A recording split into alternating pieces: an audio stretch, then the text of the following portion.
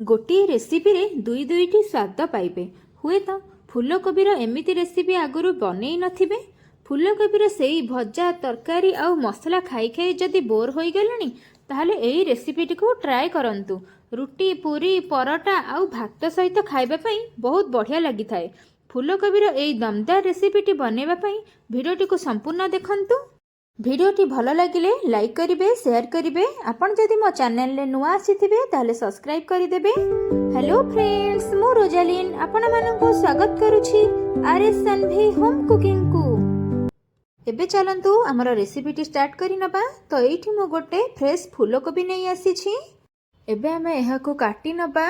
आपण भी ठीक एमती फ्रेश फूलकोबी नै आसीबे। फूलकोबी को आपण बड़ बड़ पीस करी काटी नेबे, बेसी छोट करिबेनी। छोट काटिले हमर जल्दी सिझी जिवो, जहा द्वारा हमर फूलकोबी कषाटा भल टेस्ट आसीबनी। तो सेति पई आपण फूलकोबी को बड़ बड़ पीस करी काटी नेबे। एइठा आपण देखि पारुथिबे फूलकोबी को बड़ बड़ पीस करी काटी नउछि। कोबी काटी सारा परे हमें एमिति हळदी पानी रे कोबी को भल से धोईकी क्लीन करी नबा, जहा द्वारा कोबी रे जहा भी डस्ट लागिथिबो ता बाहरी जिवो। एबे हमें कोबी को धोईकी गोटे प्लेट रे बाहर करी नबा। कोबी कषा पई एठी मु गोटे आलू यूज करिछि।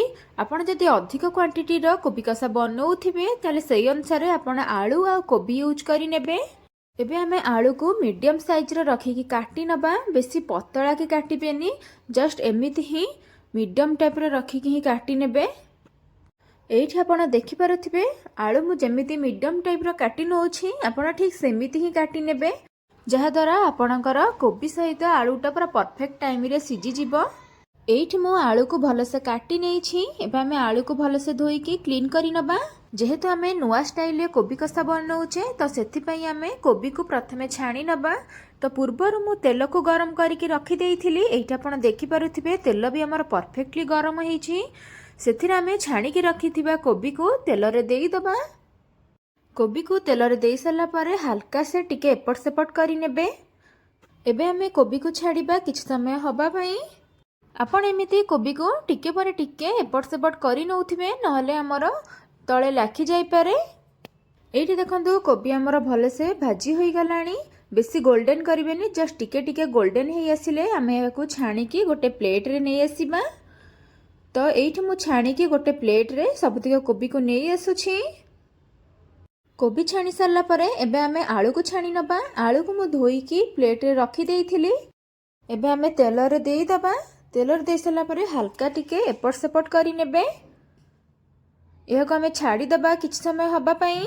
जेमिति कोबी को टिके परे टिके एपट सेपट करी नउथिले सेमिति ही ठीक आलू को ही एपट सेपट करी नेबे।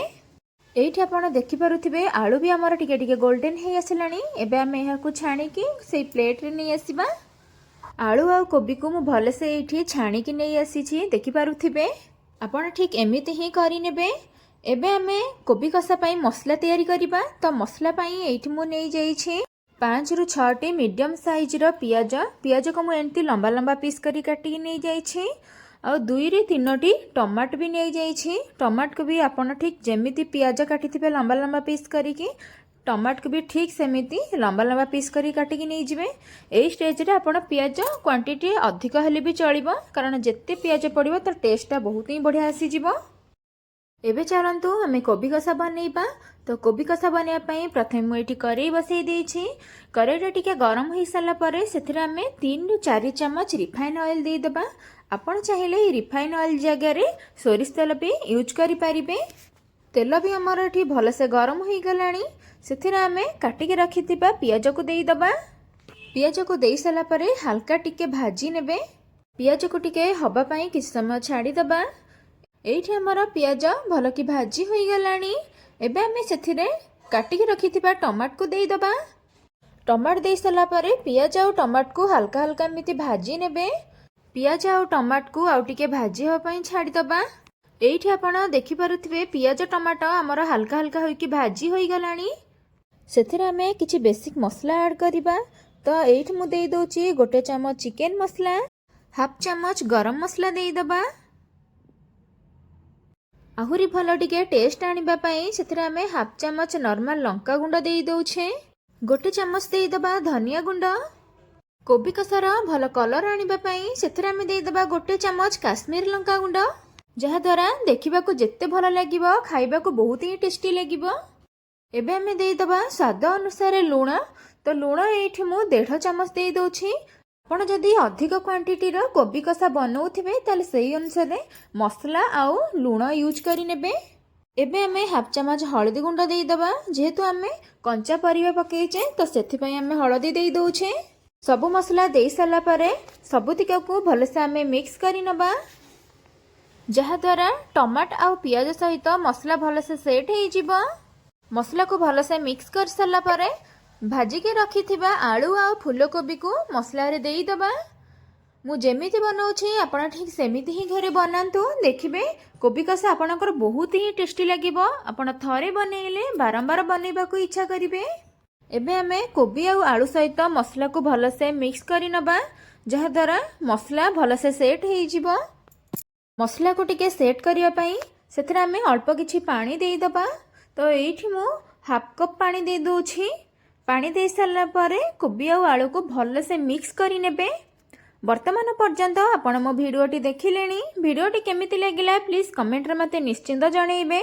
ଯଦି ଭଲ ଲାଗିଥିବ ତାହେଲେ ଲାଇକ୍ କରିବେ, ଆପଣଙ୍କ ଫ୍ରେଣ୍ଡସ୍ମାନଙ୍କୁ ବହୁତ ପରିମାଣରେ ସେୟାର କରିବେ। ଆପଣ ଯଦି ମୋ ଚ୍ୟାନେଲରେ ନୂଆ ଆସିଥିବେ ତାହେଲେ ସବସ୍କ୍ରାଇବ୍ କରିଦେବେ। ଏବେ ଆମେ 4 ରୁ 5 ମିନିଟ୍ ପର୍ଯ୍ୟନ୍ତ କଭର କରି ନେବା, ଯାହାଦ୍ୱାରା ମସଲା ଆଉ କୋବି ଆଳୁ ସହିତ ଭଲସେ ସେଟ୍ ହେଇଯିବ। ଏବେ ଚାଲନ୍ତୁ ଆମେ ଦେଖି ନେବା। ଏଇଠି ମୋର 5 ମିନିଟ୍ ହେଇଯାଇଛି। ଦେଖନ୍ତୁ କେତେ ବଢ଼ିଆ ସେ ସେଟ୍ ହେଇଯାଇଛି। ଏହାକୁ ଆମେ ଟିକେ ଏପଟ ସେପଟ କରି ନେବା। ଏବେ ଆମେ ସେଥିରେ କିଛି ରସୁଣ କିଛି କଞ୍ଚା ଲଙ୍କା ଦେଇଦେବା, ଯାହାଦ୍ୱାରା ଭଲ ସ୍ମେଲ୍ ଆସିବ, ଖାଇବାକୁ ବହୁତ ହି ଟେଷ୍ଟି ଲାଗିବ। ତ ଏଇଠି ମୁଁ 1 ବୁଦା ରସୁଣକୁ ଛୋଟ ଛୋଟ ପିସ୍ କରିକି କାଟିକି ନେଇଯାଇଛି, ଆଉ 3ଟି କଞ୍ଚା ଲଙ୍କାକୁ ମଝିରୁ କାଟିକି ନେଇଯାଇଛି। ଏବେ ଆମେ ରସୁଣ ଆଉ କଞ୍ଚା ଲଙ୍କାକୁ ସେଥିରେ ଦେଇଦେବା।